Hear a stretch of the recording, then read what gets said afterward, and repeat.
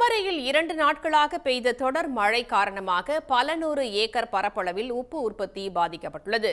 குமரி மாவட்டத்தில் புத்தளம், சுவாமித்தோப்பு, கரும்பாட்டூர் பகுதிகளில் பல நூறு ஏக்கர் பரப்பளவில் உப்பு உற்பத்தி நடைபெற்று வந்தது.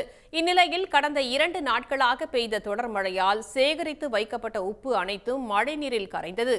இதனால் உப்பு உற்பத்தியாளர்களுக்கு வருவாய் இழப்பு ஏற்பட்டுள்ளதாக வேதனை தெரிவிக்கின்றனர். இப்பொழுது புரட்டாசி மாத பணி என்பது எங்களுக்கு இந்த புரட்டாசி மாதத்தில் இருக்கும். ஆனால் அது கைகூடவில்லை. நாங்கள் அதற்காக புரட்டாசி பணிக்காக பாத்திகளை எல்லாம் வலித்து போட்டு காய போட்டு ரெடியாகி இருந்தோம்.